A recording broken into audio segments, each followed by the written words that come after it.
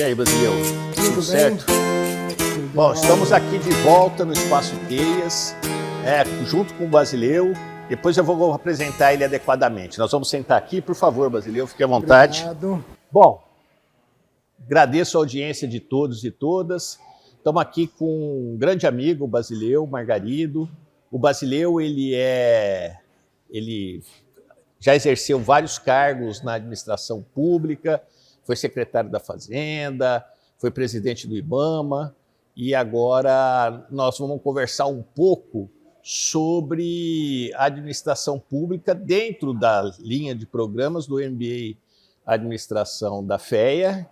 E aí, Basileu, me conta uma coisa, né?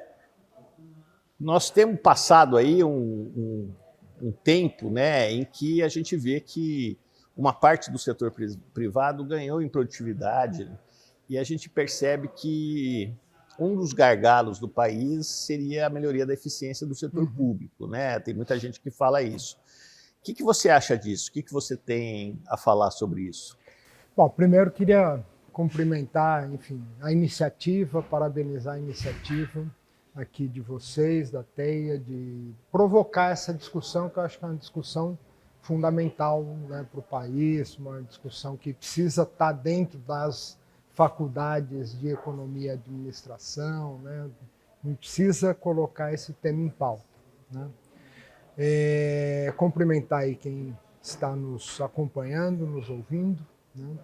E eu acho que a necessidade de qualificação, né, do setor público é cada vez maior, né, sob o ponto de vista da gestão, né? E é importante uma faculdade de economia e administração estar discutindo isso, porque eu acho que passa um pouco também pelas faculdades, pela formação, né, dos nossos técnicos, dos nossos gestores, né, também a capacitação para exercer funções públicas, né? E aí tem, enfim, algumas diferenças com relação à gestão privada, né, que é importante a gente estar pontuando, né? Não é só a questão da produtividade, enfim, às vezes a gente não fala muito em produtividade no setor público, mas é importante falar, né? Mas o mais importante de tudo, né, que onde começa tudo, é que a gestão pública é regida principalmente pelo interesse público, tá certo? Essa é uma coisa que, a hora que mistura interesse público e interesse privado, né, você precisa ter muito claro na cabeça, né, qual que é a função, né, de cada um. Os dois são absolutamente legítimos, etc. E tal. A empresa olha, né, claramente para os interesses privados, seus sócios majoritários, enfim, seu conselho, tem a função de gerar lucro, mas cada vez mais também, né, é requisitada, né, para absorver também questões no âmbito social e ambiental, né?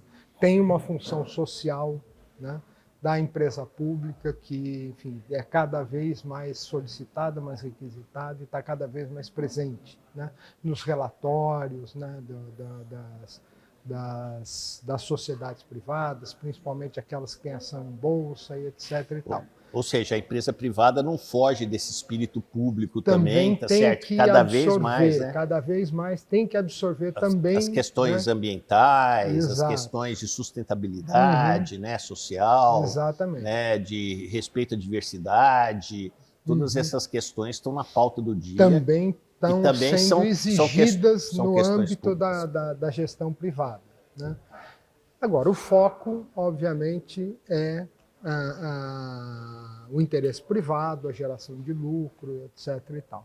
No setor público, se você perder a perspectiva do interesse da coletividade, do interesse público, o que dentro das suas ações, das suas prioridades, das suas diretrizes, né, de atuação, você tem que estar sempre, né, claramente mirando no interesse coletivo, né, no interesse público. Então, obviamente que essa é uma diferença marcante, né?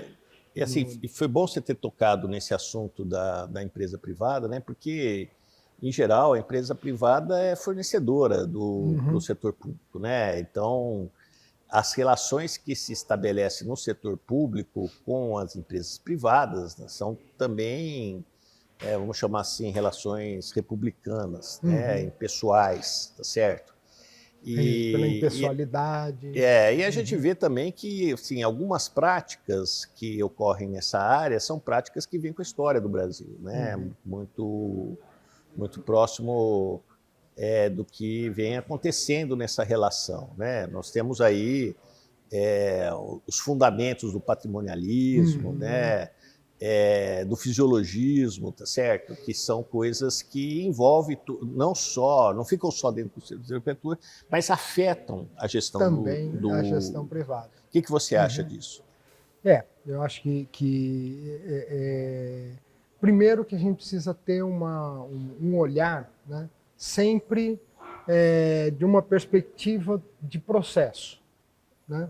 Se você olhar e falar, tá tudo errado, né, pronto, você não sai do lugar, né? Essa é a primeira atitude para gerar imobilismo, né? Você tem que estar presente, né, um olhar, né, sobre o processo em que o setor público vai ganhando, né, maior capacidade, vai se capacitando. Acho que isso acontece muito nas prefeituras, enfim, em todos os níveis de governo, né? E cada vez mais se exige que se mantenha uma postura que se, né, pense melhor, né, como se dá essa relação entre as decisões públicas, né, e os seus impactos sobre o setor privado. Quer seja na questão, no momento em que você vai estabelecer políticas públicas, né? Quer dizer, as políticas públicas têm que ser voltadas, né, para as soluções de problemas sociais, mas também para implementar a dinâmica econômica, né, para atrair investimento, para gerar renda, para gerar emprego, etc. E tal. Isso é uma função importante da política pública.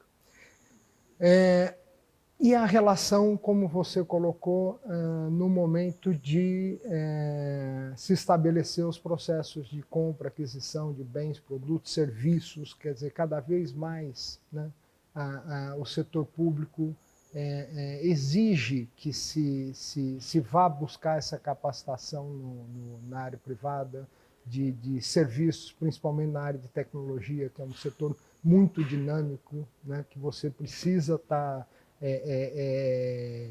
incorporando, né, na atividade pública, essa expertise que é muito mais dinâmica no setor privado, através de contratação de serviços, de sistemas. Hoje se fala, né, não tem como você pensar a administração pública, né, sem pensar no tema de cidades inteligentes, sem pensar no aporte tecnológico, né, para você, enfim, aperfeiçoar e ganhar, né, alcance, né, na gestão pública, na implantação das políticas públicas. Então, essa relação precisa ser regida por um protocolo ético. Certo. Né? Então, eu sempre falo, as empresas privadas, elas terão cada vez mais, né, principalmente as empresas de maior porte, em que, enfim, os aspectos de governança são mais complexos, etc., estabelecer protocolo de atuação nessa relação com o setor privado. Essas grandes empresas, principalmente com ações na Bolsa, sempre tem uma diretoria de relações públicas, etc., e tal, que precisa também, né, esse setor precisa se modernizar conceitualmente, né, de como se estabelece uma relação entre o setor público e o setor privado de maneira positiva, que é positivo para o setor público, é positivo para o setor privado e é positivo principalmente para a sociedade. Muito bem. Então, aí voltando um pouco, você tocou agora, né, sobre essa questão da qualificação né, dos agentes, né, vamos chamar, usar uma palavra um pouco mais moderna, dos gestores, dos agentes no setor público. E você já me contou duas coisas que eu gostaria que você abordasse também. Uma delas é a experiência que você teve no IBAMA, com um concurso público para os fiscais do IBAMA. E a outra questão também, que eu acho importante, é que a gente percebe, por exemplo, que o Senado tem um corpo técnico muito bom, pelo menos é o que sai na imprensa, e a gente vê, você trabalhou lá, né? Trabalhei lá. E aí eu queria que você comentasse um pouco sobre essa questão da qualificação, né? Você começou falando da universidade, tá certo? Então eu queria que você falasse um pouco sobre isso e da sua experiência com isso. No Senado, o Senado tem um corpo técnico muito bom, muito qualificado. Os salários são altos, né? São muito bem remunerados. Os concursos lá para o Senado, para a Câmara, para o Tribunal de Contas, para o Ministério Público, são concursos disputadíssimos, né? Principalmente pela remuneração, né? que oferece. Então, realmente, ele consegue selecionar, enfim, o que tem de melhor aí, né, que é produzido pelas escolas, pelas faculdades, pelas universidades e etc. Né?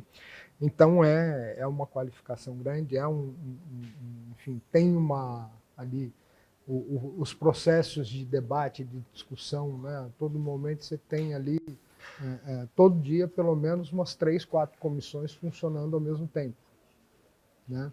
E cada uma dessas comissões está discutindo um tema através de audiências públicas ou está discutindo, né, os projetos de lei que são apresentados. E todos eles sempre têm ali, seja cada vez mais comum e frequente que o relator faça o seu relatório a partir do parecer técnico da assessoria do Senado, né? Várias áreas são assim no governo federal, né? Os relatores, eles solicitam, porque realmente ele sabe que é um trabalho de qualidade. Obviamente que ele dá a direção, implementa a sua visão política, né? Mas sempre tem um suporte técnico ali no debate que é importante, que traz elementos, traz ali qual é o impacto, né, daquele projeto. Obviamente que o debate político é muito mais político do que técnico, né, vamos dizer assim, mas os elementos, a capacidade de produção, de colocar... Seria muito bom se a gente tivesse uma elite, né, de gestores, tá certo? Dando assessoria para essa estrutura política dessa forma, né? Mas voltando um pouco no assunto da experiência do IBAMA, né? Do concurso, da experiência do IBAMA, porque eu fiquei surpreso porque o tanto que é recente, né? Então, é uma outra coisa do que você pudesse comentar. Eu fui presidente do IBAMA em 2007 e metade de 2008, né? Foi no segundo mandato do presidente Lula. Mas eu já estava no Ministério do Meio Ambiente, na chefia de gabinete da Marina, no primeiro mandato. Então, eu entrei em 2003, né, no Ministério. E, obviamente, que, enfim, acompanhava, estava muito presente ali acompanhando ali o que acontecia no IBAMA, que é um órgão, enfim, de extrema relevância, que tem ali, né, uma tensão muito grande, né? Quando, em 2003, né, quando nós assumimos no Ministério, tanto o Ministério como o IBAMA, eles eram relativamente recentes. O IBAMA foi criado em 1988. Né? Então, em 2003, tinha ali 15 anos. Né? Mas ele foi criado já a partir de 3 outras instituições que já existiam. Era o IBDF, que é o Instituto de Desenvolvimento da Indústria Florestal, enfim, eu não lembro o nome, mas eram 3 instituições, autarquias que já existiam, que foram fundidas para gerar o IBAMA. Então, toda enfim, a capacidade técnica, né, do IBAMA veio desses órgãos, né, através dos servidores, etc. e tal. e que já vinham de antes da Constituinte. Né? A gente sabe que o concurso público mesmo, né, para valer, começou a partir da Constituinte, como exigência mesmo. Né? Antes, os processos de seleção não eram assim lá tão rigorosos. Né? A máquina pública era composta a partir de convites, e, enfim, né, um processo seletivo. Muita indicação de político. Muita indicação de político, um processo seletivo mais solto. Solto. Né? Então, dessa maneira que havia sido criado o quadro técnico desses 3 institutos e que geraram o IBAMA. E que até 2003 nunca tinha feito concurso público. Né? Então, nós pegamos ali uma instituição, do ponto de vista de recursos técnicos, obviamente tinha ali pessoas com muita experiência, né, conhece a agenda, conhecia a agenda e tudo mais, mas que vinha carregando muitos vícios, né? Vícios desde esses institutos. Não, assim, eu fico imaginando... Aquela coisa do quem indica, etc. Eu fico imaginando um fiscal do IBAMA fazendo uma fiscalização, tá certo? Sendo indicado por um político, que eventualmente tem um amigo que vai ser fiscalizado. Toda área de fiscalização é uma área extremamente sensível. Sensível, né? essas coisas. De gestão e assim, a gente ensina aqui na escola, enorme, né, que a lei, ela precisa dirigir, a lei, a impessoalidade da lei, tá certo? Ela precisa dirigir as contratações, né, no caso do setor público. Tá certo? No setor privado também, você pega os processos de trainee aí, são rigorosíssimos, tá certo? Concorridíssimos, inclusive, de algumas empresas, né? E são impessoais, né? No sentido de não adianta alguém ficar indicando, porque o princípio da eficiência está aí. Exatamente. Né? Começa aí, né? Começa aí. Aí você imagina, 1988 com a Constituição, 2003, um órgão da importância que nós estamos vendo hoje na mídia, né? Então, assim, essa história me assustou bastante. Tem uma área de licenciamento que não deixa de ser também, é uma área em que tem um poder enorme, dizer o que pode e o que não pode fazer, né? Então, essas coisas, né, para você estabelecer um padrão de procedimento, né, baseado, lastreado né, nos processos técnicos mesmo, é importante. Você tem que ter, né, um corpo de servidores, né, alinhado com esses princípios, tá certo? E nós pegamos ali no final de novembro, dezembro de 2002, portanto, na gestão ainda do Fernando Henrique, o ministro do Meio Ambiente era o Sarney Filho. Foi feito o primeiro concurso. E que eles entraram já em janeiro, fevereiro, portanto, na nossa gestão. Né? Então, o concurso foi feito na gestão anterior, o ingresso mesmo, a posse, né, foi feito bem no começo da nossa gestão. E foi assim, é uma coisa assim, né, uma mudança, houve um choque de cultura, né, assim, muito forte, com aquela coisa a velha guarda querendo enquadrar a molecada que está entrando, porque entra aquela molecada fresquinha da universidade, com gás todo, super bem preparada, né? E esse choque, né, de cultura era bem visível. Né? São embates que a gente presencia, né? Isso realmente teve um episódio que meio que definiu as coisas ali, entendeu? Que foi uma operação da Polícia Federal chamada Operação Curupira, que foi logo, acho que foi em meados de 2004, se não me engano, e que foi uma operação da Polícia Federal, solicitada pelo Ministério do Meio Ambiente. Na verdade, foi um deputado federal que foi numa audiência com a Marinha e querendo colocar o Ministério na parede, fala, não, porque a gente sabe como funciona isso lá era no Mato Grosso, em particular. A gente sabe como funciona isso lá no Mato Grosso, tal. Ele falou, você sabe? Então conta pra gente. Não conta, porque eu vou encaminhar essas informações para a Polícia Federal. Obviamente que ele não contou, mas deixou algumas pistas e foi suficiente para realmente procurar a Polícia Federal e falar, olha, a gente quer que, né, veja o que está acontecendo, abra uma investigação em cima desses fatos, etc. E tal. Então, E estourou a Operação Curupira. A Operação Curupira, entre servidores públicos e agentes privados, foram presas, acho que 40 e tantas pessoas, numa certo. única operação, num único dia.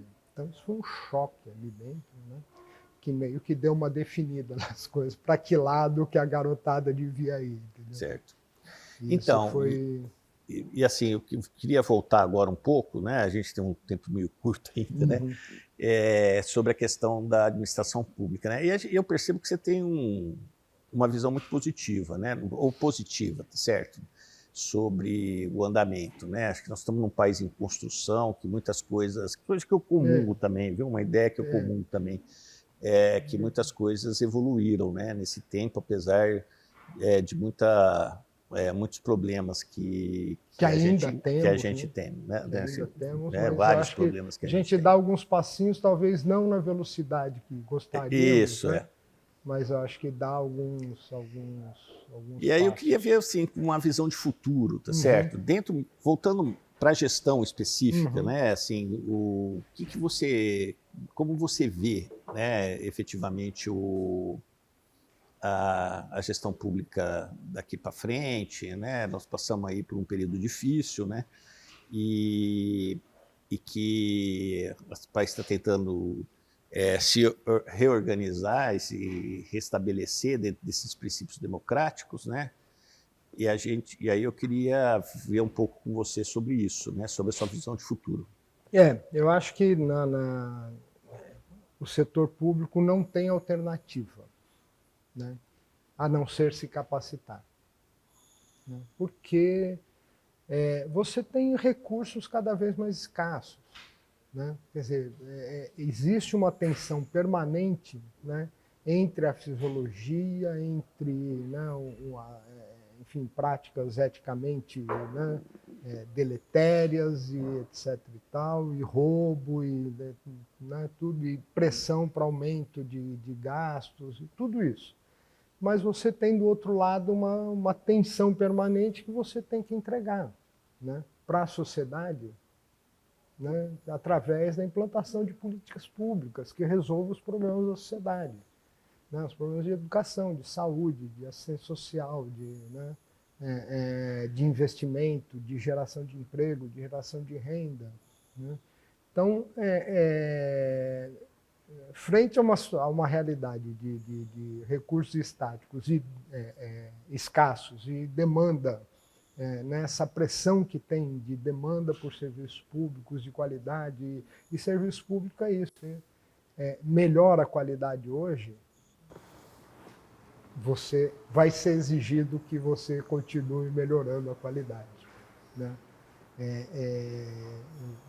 Isso, enfim, lá em São Carlos deu para perceber muito isso, né? Eu estava como secretário de Fazenda, então o secretário de Fazenda sempre é muito sensível, assim, onde você coloca o dinheiro, né? E a pressão que tem né, para você estar, enfim, demandando, né, recursos, orçamento para implementar as ações, etc. Tal, isso é constante, né?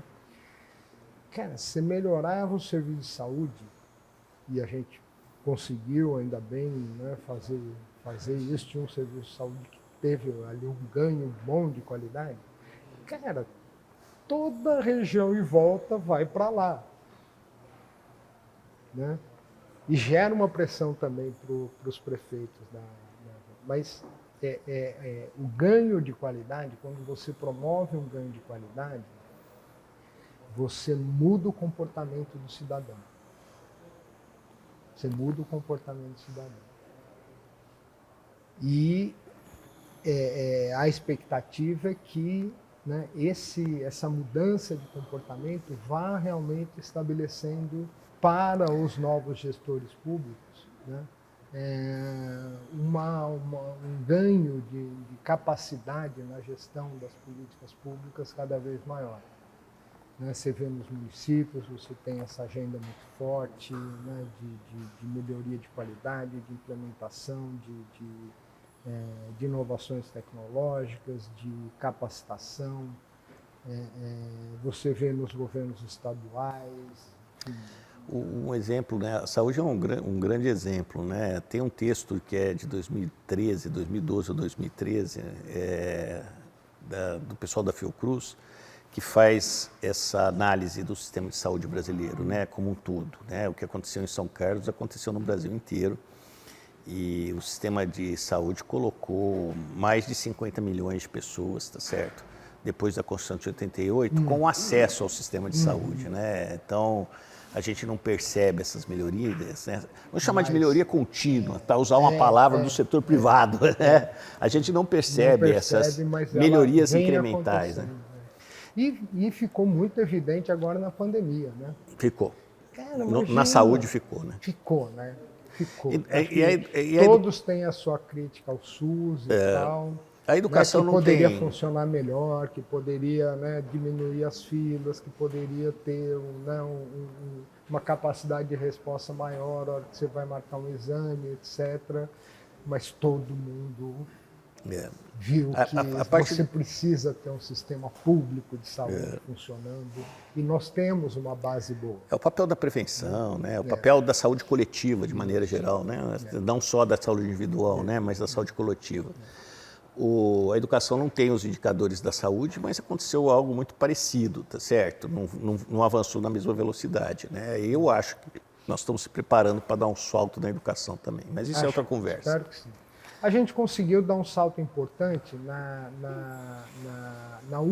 universalização do sistema. Isso, da educação. Da educação. Caso. Isso. Né? Na universalização. Não na qualidade, né? Todo mundo que tem acesso hoje à educação, a creche ainda é um problema, etc. E tal, mas tem acesso, né? Agora a gente nunca conseguiu avançar muito na qualidade. Tem problema de permanência com o ensino médio, tá certo? Então tem algumas coisas ainda que precisam ser estruturadas na educação. Mas aí assim, agora acho que nós vamos partindo para o finalmente, né? Eu não sei se você tem o que você gostaria de deixar de mensagem, né? Para isso? Eu acho que é isso. E dentro dessa visão, né, de que o setor público ele precisa se capacitar, né, queria deixar assim também, às vezes a gente tem uma visão negativa quando se fala em burocracia. Né? Burocracia sempre tem um peso negativo, né? Todo mundo... Né? Mas no setor público, né, a burocracia ela tem uma função importante. Né?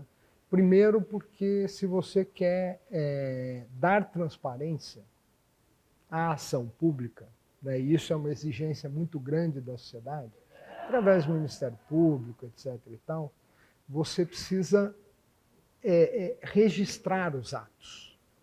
Né? Os atos eles não podem acontecer da cabeça das pessoas e simplesmente porque ela quer. Né? Você precisa registrar esse ato para que esse ato seja aferível. Né? E você possa tomar quem faz decisão. Isso é né? a burocracia. Que você possa tomar decisão. E que essa decisão possa ser transparente e acessível. Né? E dentro do espírito da impessoalidade, porque quando você usa, por exemplo, o médio desvio padrão para fazer uma análise, ela não é para o fulano ou para o beltrano, tá certo? É para uma análise conceitual. É um dado objetivo. Objetiva. Exato. E a Desculpa segunda, atrapalhar. Não, é isso mesmo.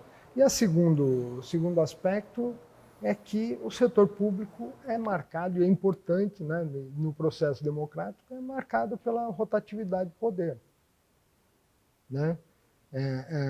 A hora que de 4 em 4 anos nós temos eleições, e essas eleições elas podem levar sempre a mudanças, né, dos mandatários, né, e da visão política dos mandatários, das forças políticas que estão comandando e etc. e tal. E não dá para você ficar mudando políticas públicas de 4 anos, né? Principalmente E é por isso que é importante acervo ter técnico. funcionário público, Exato, concurso, né? exato. Também. É importante você ter concurso que qualifique, né, o serviço público e que dê, né, talvez pode se discutir que a estabilidade, há uma rigidez muito grande, precisaria ter processos, né, mais ágeis de aferição de produtividade. Tem servidores que encostam o corpo, tem, né?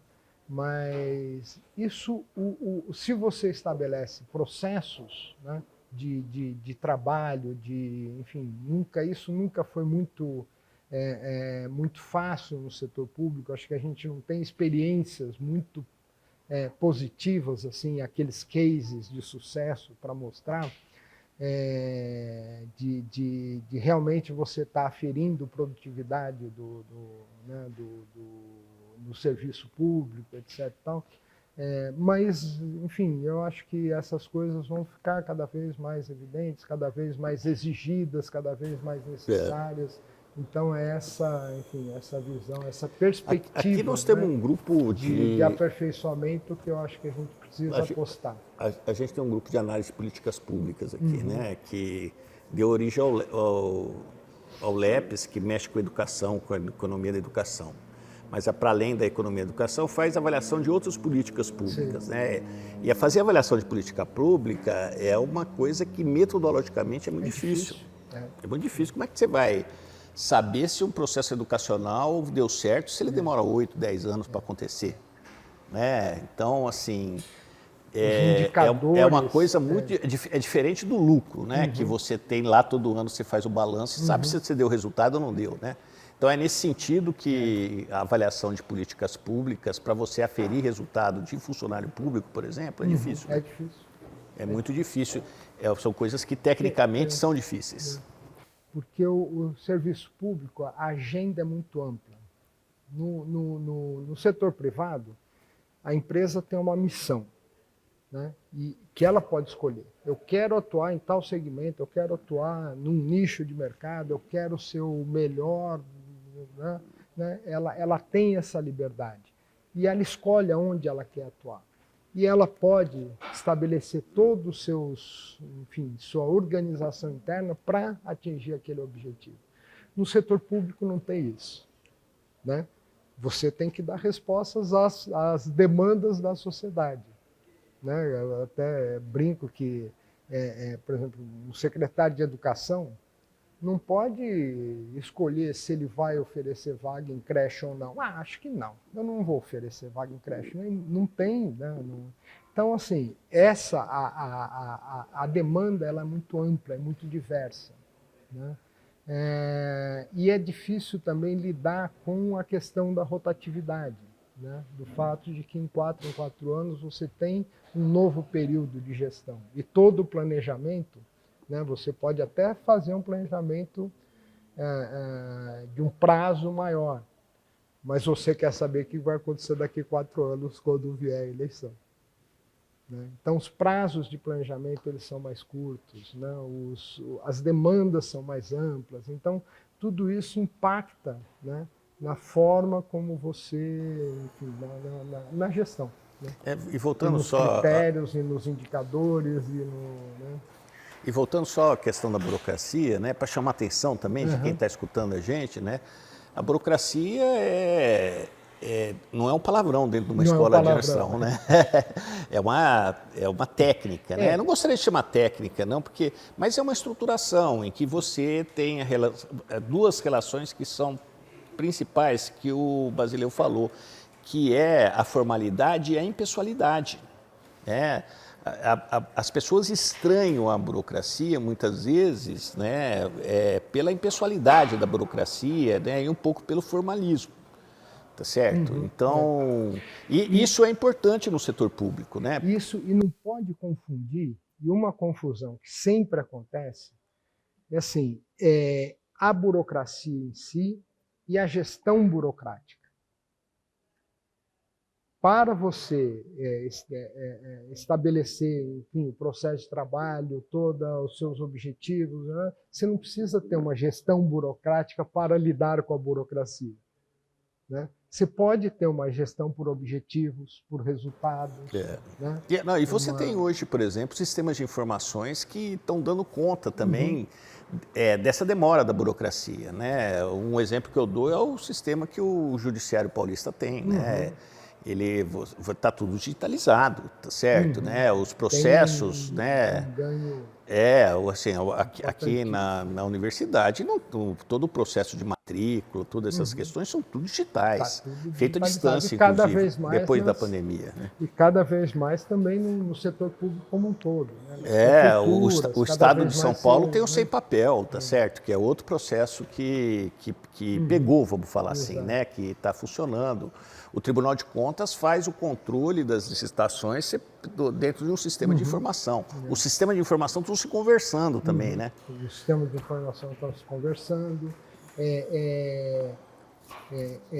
Você tem já parâmetros mais claros, né, para os serviços online.